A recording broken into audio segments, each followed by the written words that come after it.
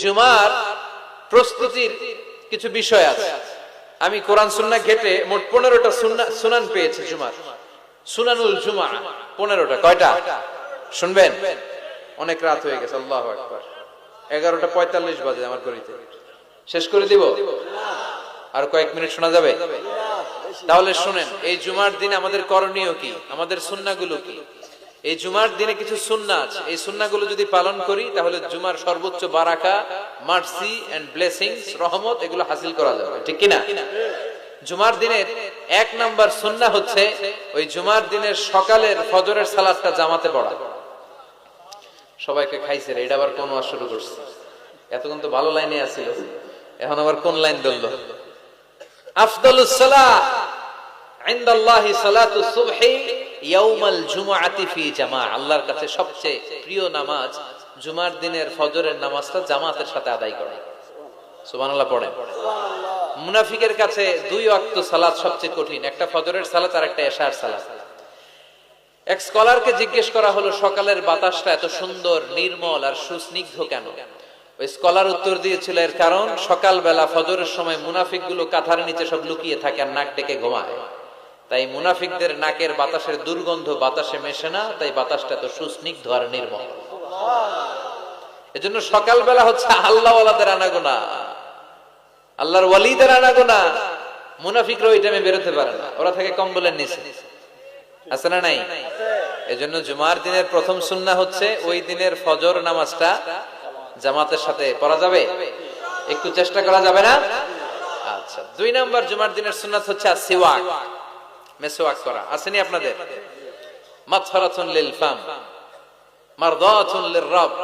বিষ্ণু ইসলাম বললেন, এটা দিয়ে জিহ্বা পরিষ্কার হয়, দাঁত পরিষ্কার হয় আর আল্লাহর সন্তুষ্টি অর্জিত হয়। বিশ্বনবী জাইতুনের ডাল দিয়ে মেসওয়াক করতেন আর বলতেন, নি'মা সিওয়াকিয়া যাইতুন ফাইন্নাহা সিওয়াকি ওয়া সিওয়াকুল আমবিয়া মিন ক্বাবলি। জাইতুনের ডাল কত সুন্দর মেসওয়াক হয়, কারণ এই ডাল দিয়ে আমিও যেমনি মেসওয়াক করি, আমার আগে লক্ষাধিক নবী এই জাইতুনের ডাল ভেঙে মেসওয়াক করেছেন। আবার বিশ্বনবী ইন্তেকালের আগে মেসওয়াক দিয়ে দাঁত পরিষ্কার করেছেন। বিশ্বনবীর শালা আব্দুর রহমান যখন ঢুকলেন, আম্মা জান আয়েশার ভাই আব্দুর রহমানের হাতে একটা মেসওয়াক ছিল।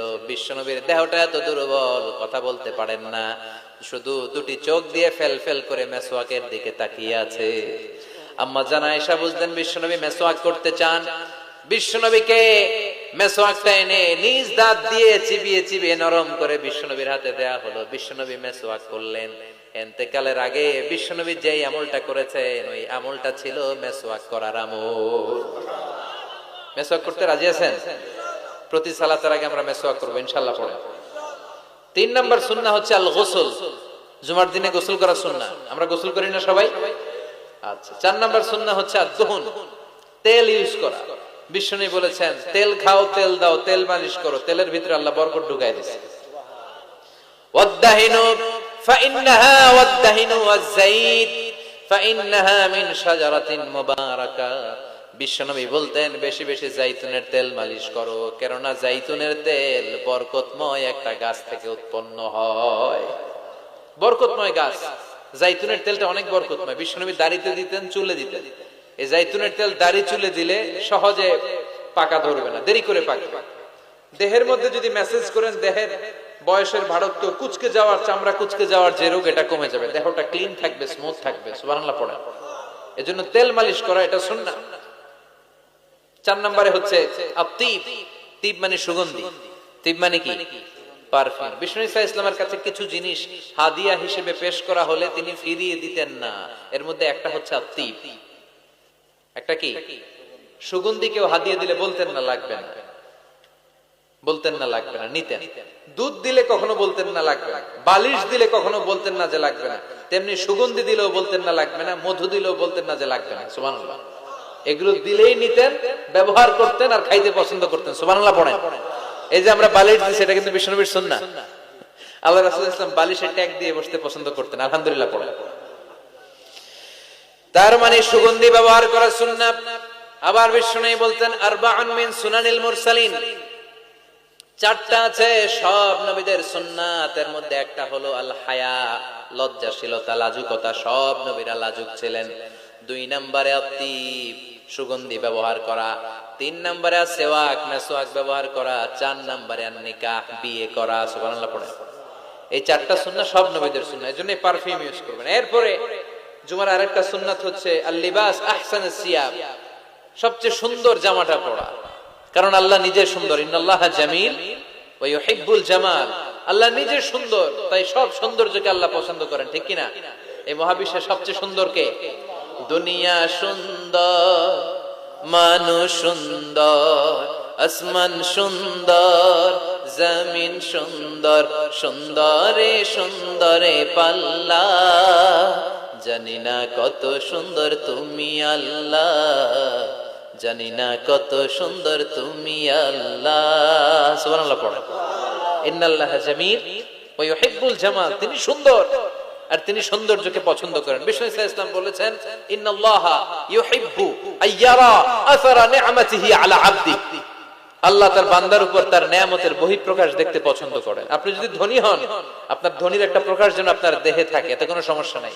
আপনি 1000 কোটি টাকার মালিক, আপনি ছিঁড়াফাড়া জামা পরছেন কেন? কিপটামি করতে বলছে কি আপনাকে?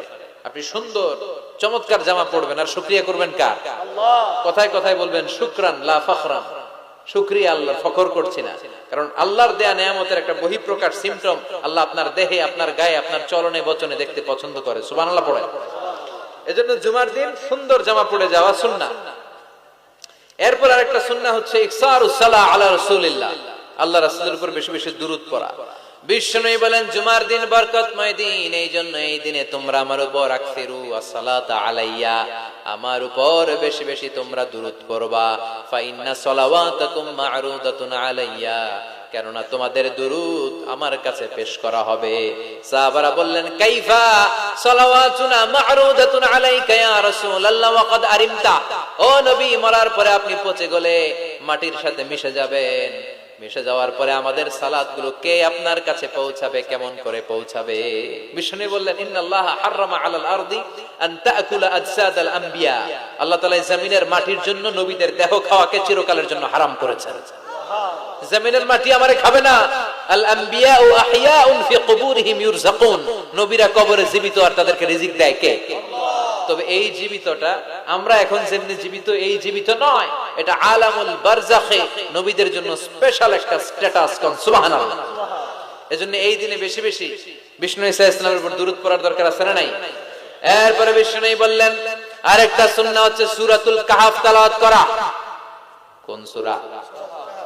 একেবারে কোরআনের মাঝখানে, জানেন এটা একেবারে কয় পারায়? 15 পারায়। এমন কি এই সূরা কাহফের মাঝখানে একটা শব্দ আছে ওয়ালিয়াতালাত্তাফ। দেখবেন কোরআনের সব শব্দ বাক্য এক মানে ফন্টে লেখা, এই ওয়ালিয়াতালাত্তাফ এটা আলাদা ফন্টে মোটা করে লেখা, কারণ এটা হচ্ছে মিডল অফ দা কোরআন, কোরআনের একেবারে মাঝখানে। এটার আগে যত শব্দ তার পরে তত শব্দ, এটার আগে যত অক্ষর তার পরে তত অক্ষর। সুবহানাল্লাহ পড়ে।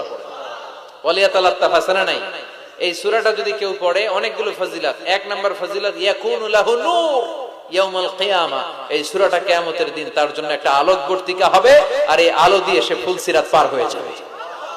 আবার বিষ্ণু বললেন সূরা কাহফের প্রথম 10 আয়াত যে ব্যক্তি জুমার দিন তেলাওয়াত করবে, উসিমা মিন ফিতনাতিদ দাজ্জাল, তারে দাজ্জালের ফিতনা থেকে বাঁচিয়ে দিবে কে? আবার এই সূরাটা যে জুমার দিন তেলাওয়াত করবে, 2 জুমার মাঝখানটারে আলোকিত করে দিবে কে? এজন্য জুমার দিন কোন সূরা? সবাই বলতে হবে, মনে থাকবে সবার। এরপর আত-তাবকির ইলাল মসজিদ, মসজিদে আগে আগে যাওয়া, আমরা আগে আগে যাওয়ার চেষ্টা করব। এরপর আল মাশিউ আলাল আকদাম, পায়ে হেঁটে যাওয়া সুন্নাহ। পায়ে হেঁটে, দূরের জায়গা হলে cycle, Honda, CNG, private car দিয়ে আপনি যেতে পারেন, সমস্যা নাই। যদি সুযোগ হয় পায়ে হেঁটে যাবেন, এটাতে সওয়াব বেশি না কম? এরপরে আদম তাখাত্তি রিকাবান নাস, মানুষের ঘাড় ডিঙ্গিয়ে যাওয়াকে বিশ্বনবী নিষেধ করেছেন। অনেকে আসে দেরিতে যেতে চায়, আগে আসে না নাই? জুমার দিন আসছে সবার শেষে, মানুষের ঘাড়টা ডিঙ্গিয়ে সামনের কাতারে যেতে চায়। এই মসজিদটা সবার, এখানে কাউকে কষ্ট দিয়ে ধাক্কা মেরে নিজের সামনে যাওয়া যাবে না। There is no difference between black and white, upper and lower, between the richer section of the society and poorer section of the society, between the prime minister, between the president and rickshaw puller, labor and factory worker. Everyone is completely equal. totally equal, 100% equal in the eyes of Islam. চিল্লায় কোন ঠিক কি না? ইসলাম বলে সাদা কালোয় পার্থক্য নাই, ধনী গরিবে পার্থক্য নাই, প্রধানমন্ত্রী, প্রেসিডেন্ট, কুলিওয়ালা, ঠেলাওয়ালা, দিন মজুর, ফ্যাক্টরি ওয়ার্কারের মধ্যে পার্থক্য নাই। পার্থক্য এক জায়গায়, ইন্না আকরামাকুম ইনদাল্লাহি আতকাকুম। যার হৃদয়ের মধ্যে আল্লাহর ভয় বেশি, সেই কিয়ামতের দিন হবে সেরা। ঠিক কি না? এজন্য মসজিদে সবার জন্য জায়গা সমান। আপনি কাউকে ডিঙ্গিয়ে ধাক্কা মেরে সামনে যেতে চাইবেন না। বিশ্বনবী জুমার খুতবা দিচ্ছেন, শুনতেছেন?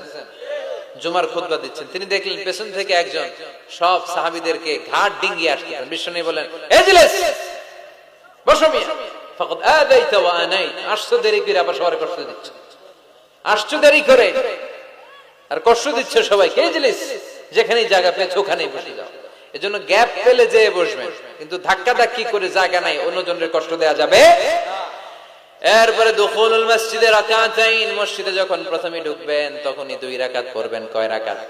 ক্বাবলাল জুমা বাদাল জুমা নিয়ে অনেকে প্রশ্ন করে, খেয়াল রাখবেন ক্বাবলাল জুমা সহিহ সুন্নাহর আলোকে এটা অনির্ধারিত, এটা সুনির্ধারিত নয়। মা কুদ্দির এলাকা, আপনার যতটুকু সম্ভব হয়। 2 করে আপনি মসজিদে গিয়েছেন, এখনো খুতবা শুরু হয় নাই, 2 রাকাত পড়লেন।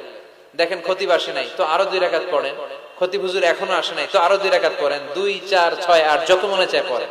এটা অনির্ধারিত, 2 করে ইচ্ছা মতো পড়বেন। আর বাদাল জুমা হচ্ছে 4 রাকাত পড়া সুন্নাহ। কয় রাকাত? যদি মসজিদে পড়েন, আর বাড়িতে যে বললে 2 রাকাত। বিশ্বনবী বাদাল জুমা যতবার মসজিদে নববীতে পড়েছেন 4 রাকাত, ঘরে বললে 2 রাকাত। সুবহানাল্লাহ পড়েন। ক্বাবলাল জুমা বাদাল জুমা ক্লিয়ার। এরপরে বিশ্বনবী বললেন, আল ইনসাত ওয়া হুসনুল ইস্তিমা। যখন জুমার খুতবা চলবে কোনো কথা বলা যাবে না, কান 2টা খরগোশের মতো খাড়া করে খুতবা শোনার দরকার আছে রাডাই।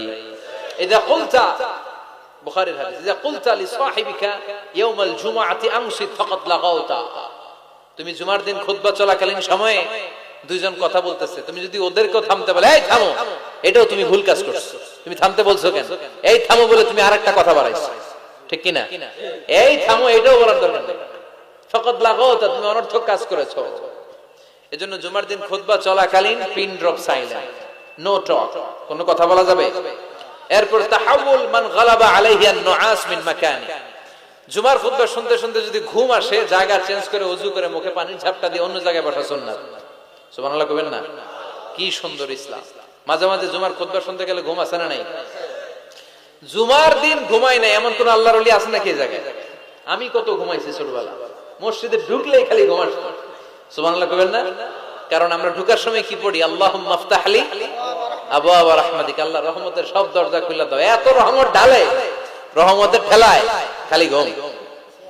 আছে না নাই? রহমতের বাড়ি ধারা ঝিরি ঝিরি যখন বর্ষিত হয় তখন আমাদের ঘুম চলে আসে। বিষ্ণু বলেছেন, যার ঘুম চলে আসে সে যেন জায়গাটা চেঞ্জ করে অন্য জায়গায় বসে, কিংবা মুখে পানির ঝাপটা দিয়ে আসে, কিংবা আবার যেন ওযু করে নাশাতা, তার প্রাণবন্ত একটা হৃদয় নিয়ে খুতবা শোনা শুরু করে দেয়। সুবহানাল্লাহ পড়ে। আবার বিষ্ণু বলেছেন, নামাজ পড়ার সময় কারো যদি ঘুম আসে সে যেন ঘুমিয়ে নেয়। নামাজ পড়ছেন আবার ঘুমাচ্ছেন, বিষ্ণু বলেন নামাজ চলাকালীন ঘুম আসলে নামাজ পড়বেন, আগে ঘুমাবে। কারণ সে যদি ঘুমের ঝিমুনির মধ্যে থাকে, আল্লাহর প্রশংসা করার পরিবর্তে সে আল্লাহরে গালি দিয়ে বসবে। করতেছে প্রশংসা, চাইবে, কিন্তু মুখ দিয়ে চলে আসবে কি? গালি। মানুষের চাহিদা, ডিমান্ড, হিউম্যান ডিমান্ডকে আল্লাহ কত গুরুত্ব দিয়েছে। আবার বিষ্ণু বললেন, ইযা জাআল ইশা ওয়াল আশা মা'আন কদ্দিমুল আশা ক্বাবলা আল ইশা। এশা আশা 2টা যদি একসাথে চলে আসে, এশার আগে আশা খায়া ফেলাও। এশা মানে রাতের শেষ নামাজ, মানে এশার নামাজ। এশা মানে কি নামাজ? রাতের নামাজ। আর আশা মানে রাতের খাবার, সাফার অথবা ডিনার। রাতের খাবারকে আরবিতে কি বলে? আশা। আর এশার নামাজকে আরবিতে কি বলে? এশা। তো বিষ্ণু বললেন, এশা আর আশা 2টা যদি একসাথে আসে, আগে আশা খাইয়া লও, পরে এশা বইরো। কারণ আশা থুইয়া মানে বিরিয়ানির প্যাকেট থেকে যদি নামাজে দাঁড়াও, মন চলে যাবে ওইখানে, কি রে আমি কি ঠ্যাং পাইলাম না রান পাইলাম, খাবার কি গরম না ঠান্ডা, আমার প্যাকেট আছে তো না নিয়ে গেল কেউ, টেনশন আছে না নাই? এজন্য এশা আশা একসাথে হইলে আগে আশা খাও। সুবহানাল্লাহ পড়ে। এরপরে বিষ্ণু বললেন, বেশি বেশি দোয়া করবা। জুমার দিন দোয়া করলে কবুল করে কে? বিষ্ণু বলেছেন, জুমার দিনে ইন্না ফিল জুমাআতি সাআ লা ইওয়াফিকুহা আবদুন ইল্লা আ'তাহা। জুমার দিনে এমন একটা মুহূর্ত বা ক্ষণ আছে, ওই মুহূর্তে যে যাই চাবে আল্লাহ তাই দিয়ে দিবে। নামাজের আগে, কেউ বলেছে নামাজের পরে। সবচেয়ে গ্রহণযোগ্য মতামত হচ্ছে আসরের সালাতের পরে মাগরিবের আগ পর্যন্ত, বিশেষ করে ক্বাবলা গুরুবিশ শামস, সূর্য ডোবার আগের যে অন্তিম মুহূর্তটা, ওই মুহূর্তে আপনি আল্লাহর কাছে যাই চাবেন আল্লাহ তাই দিয়ে আপনাকে ধন্য করে দেবে। তাহলে জুমার দিনের গুরুত্ব আছে না নাই? এই সুন্নতগুলো পালন করা যাবে। আগে আগে জুমার নামাজে যাওয়া যাবে, জুমার খুতবায় অংশগ্রহণ করা যাবে। তো এই জুমার খুতবাগুলো নিজেদের জীবনের জন্য পাথেয় হিসেবে সংগ্রহ করতে হবে। আর খতিব সাহেব যারা আছেন তারা কনস্ট্রাকটিভ, গঠনমূলক উপায়ে এই জুমার খুতবা দ্বারা সমাজটাকে আলোকিত করবেন। আমরা যেন কোরআনের আলোকে নিজেদেরকে আলোকিত করতে পারি, সমাজটারে আলোকিত করতে পারি, গোটা বিশ্বটারে আলোকিত করতে পারি। আল্লাহ তুমি তৌফিক দাও। আরো জোরে পড়ি আমিন।